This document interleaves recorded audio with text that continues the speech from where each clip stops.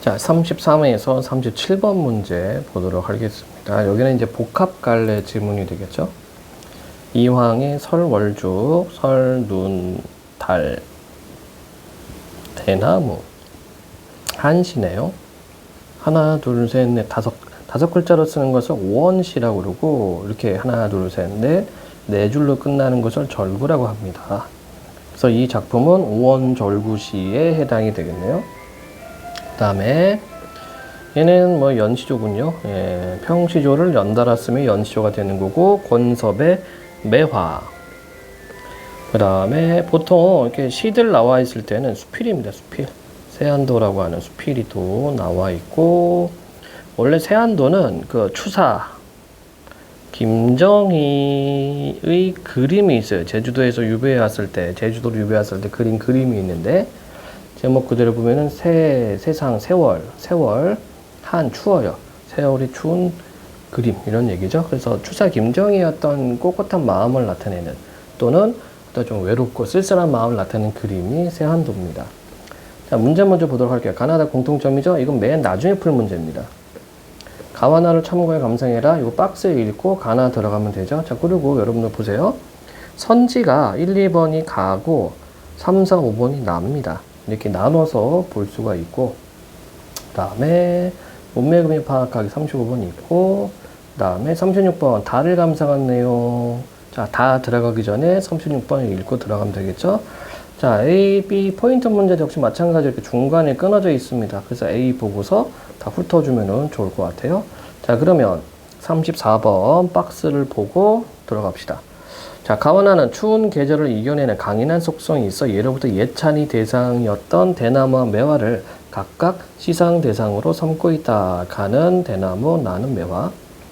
가의 화자는 사철 푸르고 속이 빈 대나무를 고매한 인품에 빗대고 있고, 나의 화자는 이름본 피어난 매화를 통해 임을 떠올리고 매화에 대한 긍정적 인식과 임에 대한 정서를 함께 드러내고 있다. 자, 이렇게 기준 잡고 들어갑니다. 옥설이 차갑게 대나무를 누르고, 자, 대나무를 누른다고 얘기를 했어요. 뭐가? 옥설이. 그럼 얘는 좀 부정적인 요소가 되겠죠? 왜냐면 대나무는 긍정 요소입니다. 우리가 지금 방금 박스를 이렇게 보고 들어왔단 말이야. 옥설이 차갑게 대나무를 누르고 얼음같이 둥근 달, 휘영천 박도다. 얼음같이 지규법, 휘영천 박도다는 시각적 이미지. 자, 그래서 여기는 계절적 배경이 드러나죠. 겨울이네, 겨울. 여기서 알겠노라, 굳건한 그 절개를 더욱에 깨놓노라, 깨끗한 그 빈 마음. 자, 도치 들어가 있죠. 여기도 도치, 여기도 도치. 그 다음에 세 번째 줄하고 네 번째 줄은 뭡니까? 대꾸를 또 해주군요. 대꾸법. 자, 그래서 우리가 이제 박스를 봤죠? 굳건한 그 절개, 깨끗한 그 빈 마음. 이게 뭐다? 대나무다. 그러면 이 가시는 대나무 예찬이구나.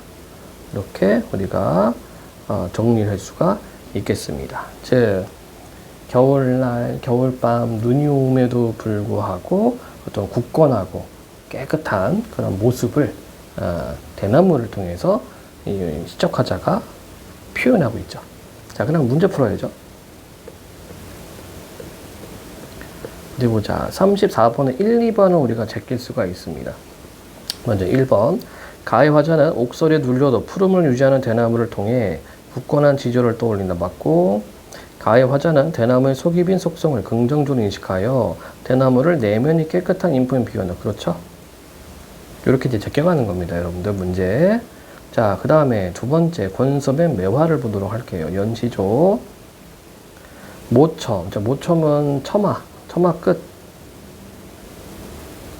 모첨에 달이 진 때, 재는 뭐뭐 할, 우리가 고전 시가에서 뭐뭐 재 할 때는 때예요, 때. 시간을 나타냅니다. 처마 끝에 달이 질 때 첫 잠을 얼핏 깨어 반벽 잔등, 반벽, 벽 가운데 남은 등을 의지 삼아 누웠으니 일야 한밤에 매화가 발하니 님이신가 하노라. 자, 매화를 뭘로 표현하세요? 님으로 표현합니다. 자, 잠에서 깨어났어. 그 다음에 벽에 이제 남은 등이 있어요. 등불이 있어. 그런데 매화가 보이는 거예요. 한밤중에. 그래서 그거를 님이신가 하노라 이렇게 표현했습니다. 자, 문맥음의 파악하기 35번에 1. 매화를 발견할 당시 화자의 상황과 시간적 배경이 드러나 있죠. 잠에서 깨어났고 뭔가 좀 한 새벽쯤 됐나? 뭐 그런 것 같아요. 다시 질문입니다. 이수. 아마도 이 번님이 풍운이 그지없다. 풍운, 풍류와 운침이다. 풍류, 운치. 이 번님이 누구야? 매화죠, 매화. 그지없다는 끝이 없다는 얘기예요. 끝이 없다. 아까 얘기했다시피 고전 소설, 고전 시가에서 나오는 용어들은 여러분들 따로 정리를 꼭 해줘야 됩니다. 이게 현대에서 잘 안 쓰는 표현들이기 때문에 여러분들이 어리둥절할 수가 있어요. 그래서 그때그때 꼭 정리를 해서 공부를 해야 됩니다. 옥골빙혼이 냄당도 하는구나. 옥골빙혼, 이제 매화를 또 이렇게도 불러요. 옥 같은 골격, 얼음 같은 혼, 뭐 이렇게 얘기를 합니다. 그래서 어떤 그 풍채, 그리고 어떤 그 심성, 이거를 옥골빙혼 이렇게 표현해요. 매화의 그런 품성을. 냉담도 하는구나. 쌀쌀하다 이런 얘기고, 풍편의 그윽한 향기는, 바람편의 그윽한 향기는, 자, 후각, 세한불게 하는구나. 세월이 추워도 불게 바뀌지 않는구나. 그래서 여기 이제 지조, 절이가 나타납니다. 매화의 지조와 절이. 삼수, 천기도 묘할시고, 그러니까 이제 그 하늘의 계절의 변화, 천기도 묘하구나. 너 먼저 춘희로다. 춘휘, 봄의 빛. 이때 너는 누굽니까? 매화가 되겠죠. 매화가 이렇게 좀 이른 봄에 펴요. 즉 늦겨울에 꽃이 피기 때문에 눈 내릴 때도 꽃이 피거든요. 그것을 옛날 사람들이 어떤 좀 굳건하다, 지조절이 절개다, 아 봄이다 이렇게 표현했습니다. 자, 천기도 묘할시고 너 먼저 춘희로다. 한 가지 꺾어내어 이 소식 전하고자 하니 님께서 너를 보시고 반기실까 하노라. 자, 한 가지 꺾어내요. 너 매화가 되겠죠, 그렇지? 이걸 누구한테 보내요? 님한테. 그러면 이때 매화는 뭘까? 님에 대한 정성, 님에 대한 사랑 또는 정성을 의미하고 또는 뭐 화자의 분신이기도 할 겁니다. 꺾어서 보낸다고 하니까. 다음 사수입니다. 님이 너를 보고 반기실까 아니실까? 기년 화류의 취한 잠 못 깨었는가? 몇 해 동안 화류, 꽃과 버드나무에 취한 잠을 못 깨었는가? 자, 누구한테 얘기를 하고 있어요? 님한테. 그러니까 님은 꽃과 버드나무에 취해 있다. 이렇게 우리가 볼 수 있겠죠. 두어라. 다 각각의 정인이 나와 늑자 하노라. 자, 그러니까 님한테 님이 너를 보고 반기지 않아도 다 각각의 정이니까. 그러니까 요즘 말로 말하면 취존이니까, 취향 존중하는 거니까 나는 매화가 좋으니까 나랑 늑자 이렇게 표현을 했습니다. 그래서 매화를 아끼고 사랑하는 마음이 제4수에 나타나 있네요. 자, 그럼 우리가 문제 풀 게 두 가지가 있죠. 니은 부분하고 A 부분입니다. 먼저 니은 부분. 문맥음이 파악하기가 어디서더라. 예. 매화를 대할 임의 반응이 어떠할지를 궁금한 마음이 드러나 있죠. 좋습니다. 자, 그리고서 A 부분 37번 먼저 1, 2, 3, 4, 5번을 다 제껴 줍니다. 가장 적절한 것은 이미 처한 상황에 대한 연민 아니고. 다시 A 부분 확인해 볼게요. 갑자기 생각이 안 나네. 네, sorry. 꽃과 화류에 취한 잠 못 깨었는가. 이미 이렇다는 얘기죠. 연민 아니고, 화자가 지향하는 행동 아니고, 돌아오지 않는 임에 대한 원망? 글쎄. 자신의 처지에 대한 자조? 아니고요. 화자의 처지와 대비되는 임의 모습. 그렇죠? 나는 매화를 좋아하는데 님은 꽃과 버드나무를 좋아한단 말이야. 이렇게 되어 있네요. 그러면 이따가 우리가 확인할 거는 3번하고 5번만 확인해 주면 되겠죠. 다시 질문입니다. 이번에는 수필. 자, 요거 들어가기 전에 36번을 봐야죠. 어떤 친구들이 이런 얘기를 해요. 선생님, 이거 너무 왔다 갔다 하니까 정신 사나워요. 정신 없어요. 이거 순서대로 보면 안 되나요? 이렇게 얘기를 하는데, 순서대로 봐도 상관없습니다. 그러니까 시간상으로 문제가 없는 친구들은 순서대로 봐도 상관이 없는데, 그렇게 할 수 있는 친구들이 100명 중에 한두 명 있을까 말까예요. 그러니까 어렸을 때부터 읽기가 좀 되는 친구들, 굉장히 빨리빨리 읽어가는 친구들이 있죠. 근데 이제 대다수의 학생들은 그게 안 되니까 시간을 절약하기 위해서 질문을 분석하기 전, 질문을 들어가기 전에 먼저 문제를 보고 문제 포커스를 맞춰서 질문을 보는 겁니다. 그래야지 시간을 절약하죠. 자, 문학에서 박스는 해설서라고 얘기를 했어요. 기준이라고 얘기를 했습니다. 때문에 이 기준을 갖고 들어가는 겁니다. 자, 다의 제목이기도 한 세안도는 한겨울 풍경을 통해 선비 지조를 드러낸 추사 김정희의 그림이다. 다의 글쓴이는 혹독하게 추운 겨울에 뜻을 굽히지 않던 아버지의 모습에서 선비적 면모를 발견하고 이날의 경험을 회화적으로 형상화하고 있다. 글쓴이는 아버지가 사공의 처사를 분당하게 여겼고 이에 맞서는 의미로 추위를 견디며 꿋꿋이 서 있었다고 본 것이다. 자, 그럼 보도록 할게요. 목성균의 세한도. 휴전이 되던 해 음력 정월 초순께 해가 설핍한 강 나루터에 아버지와 나는 서 있었다. 자, 음력 정월 초순 이렇게 또 계절적 배경, 시간적 배경이 나와 있습니다. 작은 증조부께 세배를 드리러 가는 길이었다. 강만 건너면 바로 작은 댁인데 배가 강 건너편에 있었다. 아버지가 입에 두 손을 나팔처럼 모아대고 강 건네다 소리를 지르셨다. 사공, 강 건너주시오. 건너편 강 언덕 위에 뱃사공이 오두막집에 납작하게 엎드려 있었다. 노랗게 식은 햇살에 동구만이 드러난 외딴지다. 노랗게 식은 햇살, 아마 이제 해가 지기 시작한 것 같아요. 그쵸? 예, 그래서 시간적 배경이 또 드러나고, 지붕 위로 하얀 연기가 저녁 강바람에 산란하게 흩어지고 있었다.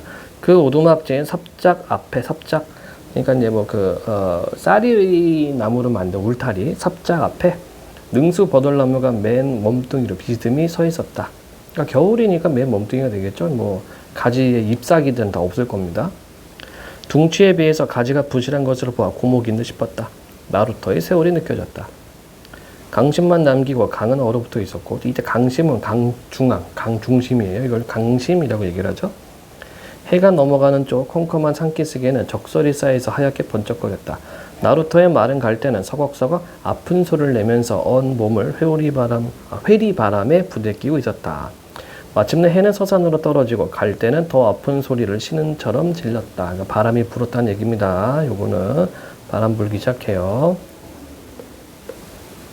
나룻배는 건너오지 않았다. 나는 뱃사공이 나오나 하고 추워서 발을 동동거리며 사공 내 오두막집 삽작을 바라보고 있었다. 35의 3번. 아버지와 대비되는 글쓰는 행동에서 추위에서 벗어나고 싶어하는 마음이 드러난다. 조금 더 봐야 될 것 같아요. 아버지는 팔짱을 끼고 부동 자세로 사공집 삽작 앞에 버드나무 둥치처럼 꿈쩍도 안 하셨다. 맞네. 예. 그래서 35번에 3번 맞는 거고요. 다시 지문. 사공, 강 건너 주시오. 나는 아버지가 그 소리를 한 번 더 질러 주시기를 바랐다. 그러나 아버지는 두 번 다시 그 소리를 지르지 않으셨다. 그걸 아버지는 치사로 여기신 것일까? 치. 너 얘가 염치가 없냐 할 때 그 치예요. 예, 그래서 부끄러움입니다. 그래서 부끄러운 일. 아버지는 부끄러운 일로 여기신 것일까? 사공은 분명히 따뜻한 방 안에서 방문의 쪽리를 통해서 건너편에 나루터 우리 부자가 하얗게 서 있는 것을 보았을 것이다. 일 것이다. 추측이죠. 자, 따뜻한 방 B 부분. 우리가 3번하고 5번 확인하면 됩니다. 3번. B에는 곧 돌아올 사공에 대한 기대감이 내포 아니죠. B에는 글쓴이가 있는 공간과 대비되는 공간 맞죠? 글쓴이는 지금 어디 있어요? 밖에. 추워. 근데 사공은 따뜻한 방 안. 이렇게 얘기했습니다. 따라 37번의 답은 5.